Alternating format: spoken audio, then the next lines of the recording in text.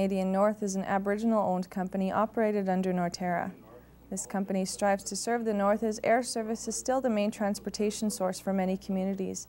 Michael King, Vice President and General Manager, talks to us about what Canadian North is currently doing. And we'll also show you some of the Great Northern Arts Festival entertainment with George Tuckaroo. Canadian North is an all-jet 737 airline that operates within the Northwest Territories and Nunavut, to and from southern Canada. Canadian North is owned by Norterra Incorporated, with headquarters in Edmonton, Alberta. Norterra Incorporated is an Aboriginal company wholly owned by the Inuvialuit of the Western Arctic and the Inuit of Nunavut. Well, certainly the sort of the beginnings of Norterra were with NTCL, being a shipping company and a barge company, working quite closely in the commodity shipments within the Northwest Territories originally. The addition of Canadian North to Norterra group of companies adds another element to the transportation link that Norterra brings to the North. Again, we are, to a large part, a link to the rest of the world and provide an ability to move goods and services and people around the North. And it just adds one more element to that, to Norterra. Certainly we are very closely linked with the shareholders of the Norterra group of company. Many of them are our customers, and our the freight forwarders and our ground handling companies and so on. So we're quite closely linked with that group. As a partner with Canadian Airlines, they are linked to their network into southern Canada, but operating in the north is challenging and different because of the vast territory they cover. Yeah, we're covering about half the landmass of Canada for a population of about 68 to 70,000 people. Certainly it's an entirely different dynamic than you would see in the southern markets. Yellowknife being the largest market of 17,000 people, and by far the largest market, it's very different. So we operate in the Western Arctic, the Mackenzie Valley route, Edmonton to Yellowknife, Norman Wells and Nuvik, and out of Yellowknife as well to Cambridge Bay. We operate across to the Eastern Arctic from Yellowknife to Rankin Inlet and Iqaluit, and down to Ottawa, and then from Ottawa up into Iqaluit as well. Generally, passenger traffic is the driving force behind schedule and routes, but cargo is a much larger component to their business. Cargo tends to be primarily unidirectional. It's mostly northbound. You know, a lot of the perishable items, groceries, those types of things they go one way. Tends to be that the southbound commodity market, for example, in the resource industry here tends to be things like gold and diamonds. It's not a particularly large cargo item. High value, but from a cargo perspective, it's low weight and low mass. So our cargo is pretty much unidirectional, which causes one of the problems we have operating in the north, the high cost and the economics in the north, is you go northbound full and southbound you're half empty because all you have is the people. So it's again, it's very much a different dynamic than other places in the world. Providing air service to communities year-round is a vital part of Canadian North's commitment to its customers and the North. Well, certainly a number of the communities that we operate to, we provide the only year-round method of transportation. We also provide the most expedient method of transportation. Obviously for perishable food items or medical supplies, you can't wait for the next barge to come in 6 or 8 months. So there's certainly a link, almost a lifeline, for many of these communities to the rest of the world through our operation. And that's a key element of what we do, is providing that service year-round to those communities and to those people. The business strategy of Canadian North has been developed so as not to be all things to all people, but a well-operated passenger airline with connections. The operation of a jet operation, all-weather jet operation versus a bush float ski type operation are completely different business philosophies and business plans, and there's not a lot of economies of scales or synergies to try and put those two together in our view. So we have teamed up with local service carriers in the communities who are rooted in the communities, know the markets they serve, and do a very good job of what they do with the smaller aircraft, and pay more attention to it than probably we could at our scale of operation. So we deal with Aklac Air out of Inuvik, and now they've expanded into the Cambridge Bay marketplace to serve the outlying communities around those areas. Northright Air in Norman Wells works in that area. Air Tindy and Yellowknife serves the communities around the smaller communities around Yellowknife, and then Ken Boric Air in the Iqaluit to serve the communities of the Baffin Island. So we work with them to develop strategies whereby we can move passengers and cargo between our respective networks in a cost-effective manner for the customer, as well as provide the service that they need to get to and from the smaller communities. And that then helps us to bring more people onto our jet and more cargo, which makes it more economical for us to operate into some of the communities we're operating to and from. Again, it's a very small markets here, and every 1 or 2 or 3 extra people we can get on the airplane helps to spread the cost of operating that airplane around. The beneficiary shareholders are a large part, a good deal of Canadian North's customer base. That information will be there because that just includes the bag. We feel quite strongly there's a sort of a twofold commitment to our beneficial shareholders. Number one is our customers. We have to work for them to provide the services that they require in a cost-effective manner and be able to earn their loyalty as a customer. Secondly, we are entrusted as a management and an operating team to go forward and build this investment within the North as a shareholding. So we really have a twofold commitment to the beneficial shareholder as a customer and as the owner of the company. In the wake of the big airline companies' merger, Canadian North is ready for the challenges that lie ahead. We're just dealing with information that's in the public realm today. So, I mean, we're quite glad to see that Air Canada and Canadian Airlines, the amalgamation there, has produced statements from the participants that they will protect the frequent flyer plans going forward. We are a member of the Canadian Plus program through our affiliation with Canadian Airlines, and certainly our customers, many of them have a great deal of time and money and effort invested in building up their points. And so we take a fair bit of comfort in hearing the statements that those will be protected going forward. There's again, a large uncertainty going on with respect to what the airline industry will look like going forward, and the government and the Competition Bureau and the carriers and the management of those teams are trying to hash that all out right now. So what that's going to mean to re-regulation of airfares or not, or some kind of divestiture of the regional carriers by this large dominant carrier, I mean, all those things are being churned around right now in Ottawa primarily, I guess, and we'll look to them for direction as they move forward. I'll see if you want, okay? Within the North, we have 2 independent carriers that have affiliations with the larger carriers in the South. Going forward, we see that independent relationship going along with it as well. So First Air and Canadian North will operate as separate companies with affiliations with Southern carriers. From there, we see that the North has been maintaining a competitive environment. We certainly have that included in our plan, that we're going to be around, and we believe that we'll have a competitor here operating as well. And we think that's a good thing for the airfares in the North and for the cargo rates. It certainly, a competitor keeps us all honest, keeps us on our toes, makes us sharpen our pencils, and make sure that we're bringing forth the best customer service at the best price we possibly can. So it's going to be an interesting 12 to 18 months as the rest of the industry shakes it out. But in the North here, we're just knuckling down and doing what we do.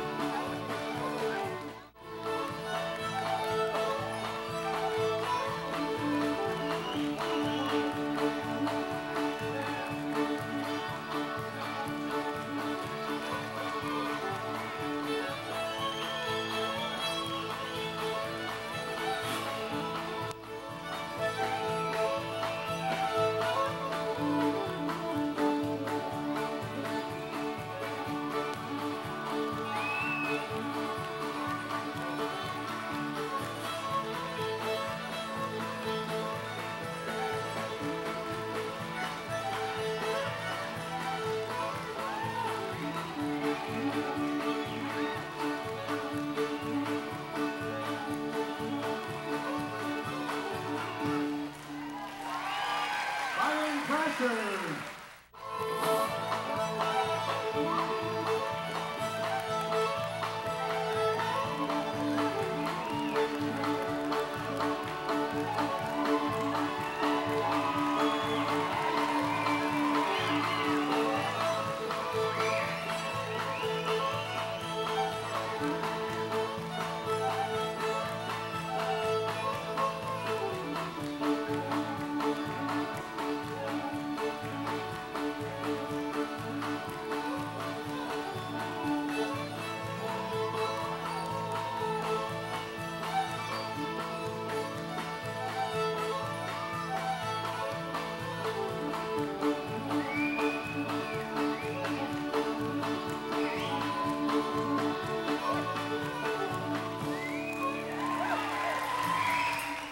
You know, when I first started dancing, I was called a shy Indian, and he used to dance like this.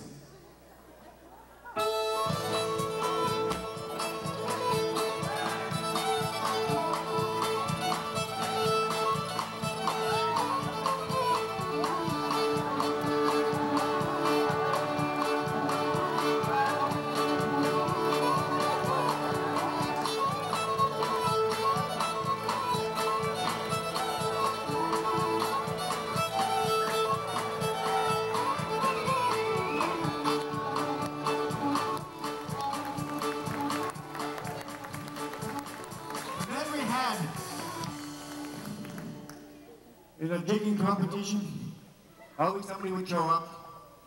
There's only interest in the Red River Jiggers to find another dance partner. This was the good-looking Indian jig. Don't try this at home. Dance is exactly like this.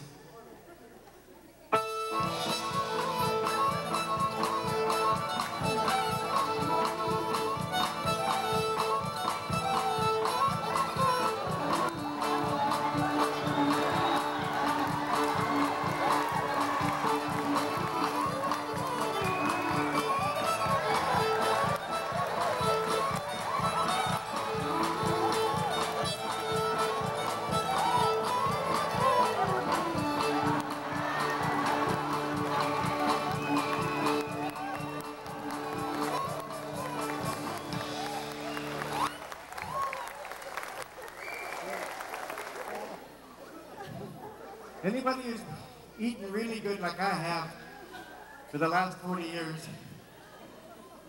will hold their stomach in for 30 seconds.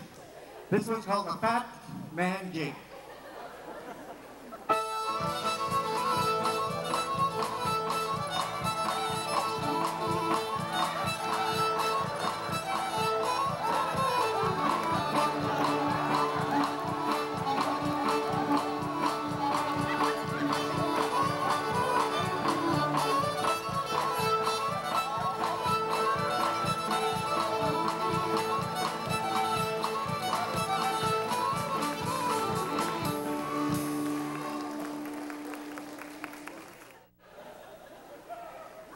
This one's called the powwow Indian jig. Guy shows up to the jig. Everybody's dancing really fancy. He's been on the powwow trail. He doesn't know what they're doing. But he's been doing other kinds of dancing. Powwow dancing. So he wants to learn how real fast. He looks exactly like this.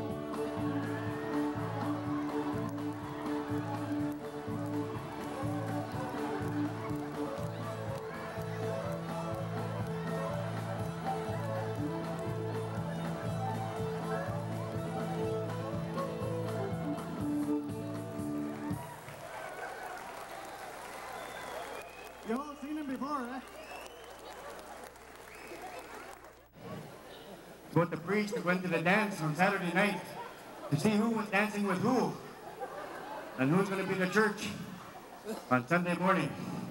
This one's called the missionary jig.